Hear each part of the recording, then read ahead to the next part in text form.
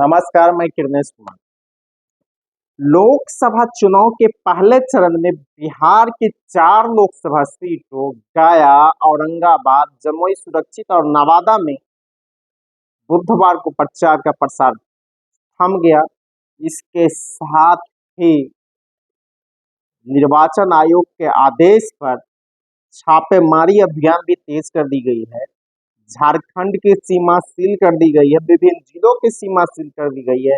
यह चारों लोकसभा सीट बिहार में नक्सल प्रभावित माना जाता है और शांतिपूर्ण चुनाव कराना आयोग के लिए भी बड़ी चुनौती होती है। हालांकि हाल के चुनावों में बिहार में हिंसा नहीं हुआ है। इस 4 लोकसभा सीटों पर महागठबंधन के तरफ से चारों सीटों पर जहां राजद के उम्मीदवार है, तो एनडीए के तरफ से गया में हम थे, जमुई में लोजपा आर के और नवादा और औरंगाबाद में भारतीय जनता पार्टी के कैंडिडेट है। अगर जमुई की बात की जाए तो यहाँ से राजद की अर्चना रविदास और लोजपा के अरुण भारती है।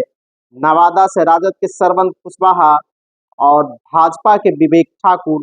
औरंगाबाद में राजद के अभय कुशवाहा और भाजपा के सुशील कुमार सिंह है। गया में राजद के कुमार सर्वजीत और हम के जीतनराम मांझी है।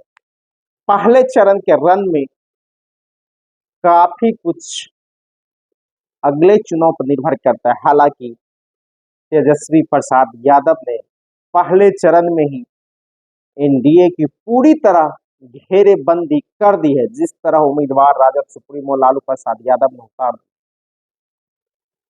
जमुई में जहां बाहरी बनाम भीतरी की लड़ाई शुरू हो गई है। चिराग पासवान 2014-19 में यहां से जीते थे, वो इस बार छोड़ के अपने बहनों अरुण भारती को दे दिया है टिकट।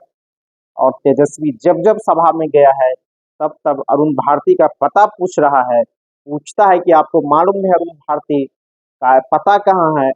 और वहां पर प्रधानमंत्री भी गए, राजनाथ सिंह भी गए, नीतीश कुमार भी गए, लेकिन फिर भी जमुई में इस बार लोजपा के दाल गलती हुई नहीं दिख रही है, क्योंकि वहां जदयू के लोग ही बगावत में हैं।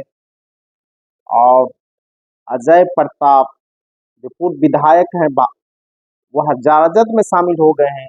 तो नीतीश सरकार के मंत्री सुमित कुमार के भाई हैं।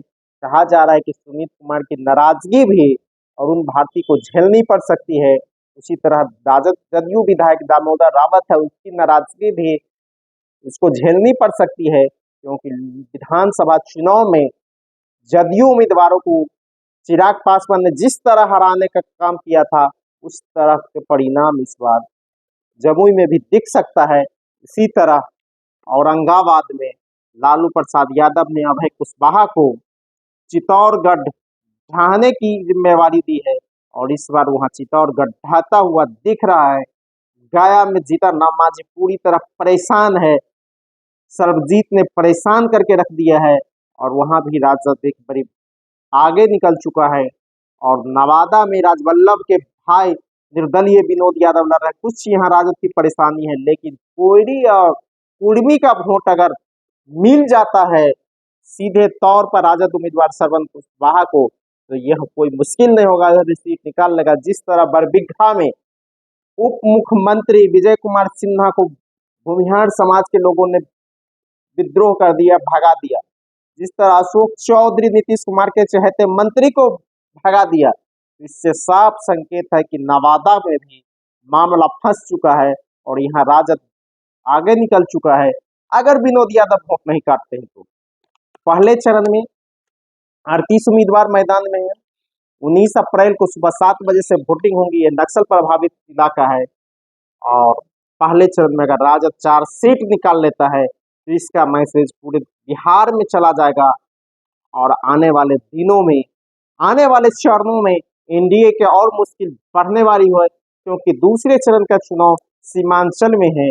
बांका, भागलपुर, कटिहार, पूर्णिया और किशनगंज में है।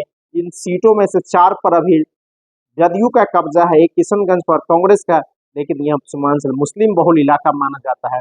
अगर पहले चरण की हवा निकली चली तो दूसरे चरण की 5 सीटों पर भी नीतीश कुमार की हालत पतली हो जाएगी और तीसरे चरण आते आते एनडीए का सफाया हो जाएगा।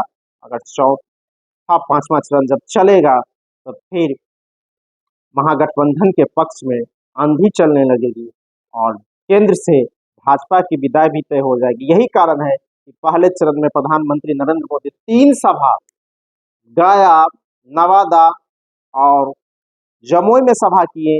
राजनाथ सिंह आए, योगी आदित्यनाथ आए, अमित शाह आए, नीतीश कुमार ने कई चुनावी सभा को संबोधित किया। इसके बावजूद भारतीय जनता पार्टी और एनडीए की गाड़ी पहले ही चरण में पूरी तरह फंस गई है और महागठबंधन ने बढ़त बना लिया है। धन्यवाद।